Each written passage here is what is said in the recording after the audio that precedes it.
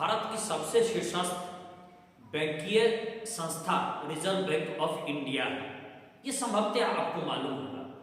Reserve bank of India की स्थापना 1 अप्रैल 1935 को हुई थी, मात्र 5 करोड़ की अधिकृत पूंजी के साथ। लेकिन 1 जनवरी 1949 को इसको राष्ट्रीयकृत कर दिया गया। यह हिल्टन यंग समिति थी। इसने अंग्रेज के ही समय में एक सिफारिश किया था कि भारत की एक केंद्रीय बैंकिंग सिस्टम होनी चाहिए। देखिए, अंग्रेज बैंकिंग सिस्टम से परिचित कराने वाला भारतीय को वो अंग्रेज ही था। इसके पहले भारतीय लोग सेठ साहूकार से इन सब से कर्ज लेते थे, जो मनमाने ढंग से इंटरेस्ट उस पर लेते थे, बंधुआ मजदूर बना लेते थे, कोरा मारते थे, पीटते थे, ये सब काम करते थे।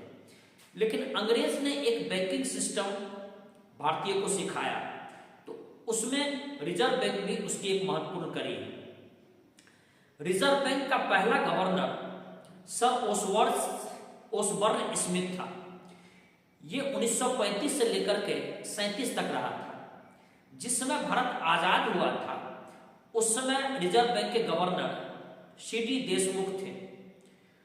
और 1969 में जब प्रथम बार बैंकों का राष्ट्रीयकरण हुआ था, उस समय रिजर्व बैंक के गवर्नर एलके झा थे। रिजर्व बैंक का मुख्य रूप से काम होता है, वैसे तो कई महत्वपूर्ण काम इसको सौंपे गए हैं, लेकिन एक है नोट का निर्गमन।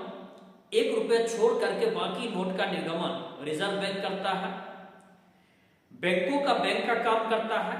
जितने भी बैंक हैं, सरकारी बैंक या जिसको सार्वजनिक बैंक भी कहते हैं, विदेशी बैंक, निजी बैंक, इन सब का रूल और रेगुलेशन रिजर्व बैंक बनाता है, देख रेख भी करता है। यदि कोई गड़बड़ सड़बड़ कर रहा है तो उसका लाइसेंस भी कैंसिल करने की शक्ति रिजर्व बैंक के पास है। तीसरा है वित्तीय साख को मेंटेन करना। ये बैंक के लिए CRR, SLR, रेपो दर, रिवर्स रेपो दर तय करता है। संक्षेप में मैं आपको मोटा मोटी भाषा में समझा देता हूं कि CRR है कि जितने भी बैंक हैं जहां पर जमा निकासी होती है, वहां के जितने भी कुल जमा धन होगा, उसका एक खास प्रतिशत रिजर्व बैंक में कैश के रूप में जमा करना होगा। इस पर रिजर्व बैंक किसी भी तरह का इंटरेस्ट नहीं देगी।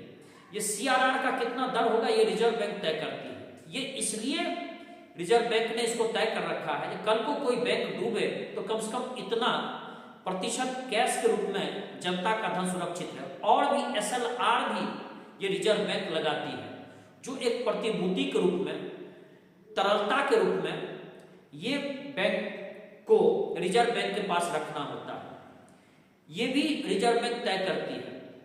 इसका दर रिजर्व बैंक घटाते बढ़ाते भी रहती है। संभवतः अभी 18% है, जो गोल्ड के रूप में या मान लीजिए कोई विनिमय प्रपत्र के रूप में ये बैंक रिजर्व बैंक के पास रखती है। ये भी जनता का धन इतना सुरक्षित रहता है। रेपो दर, रिवर्स रेपो दर एक दूसरा क्रिटिकल चीज है, जिसको कभी मैं आपको दूसरे वीडियो में बतलाऊंगा। इसके बाद ये महंगाई नियंत्रण में भी भूमिका निभाती है रिजर्व बैंक। उसके लिए वो कुछ ऐसा कार्य करती है जिससे महंगाई पर थोड़ा बहुत नियंत्रण ये जरूर रिजर्व बैंक करने में कामयाब होती है। एक और है कि जितने बैंक का है डाटा, इसको कलेक्ट करना और इसको प्रकाशित करने का भी काम रिजर्व बैंक का है। यदि ये जानकारी आपको अच्छा लगा तो आप लाइक करें और शेयर करें।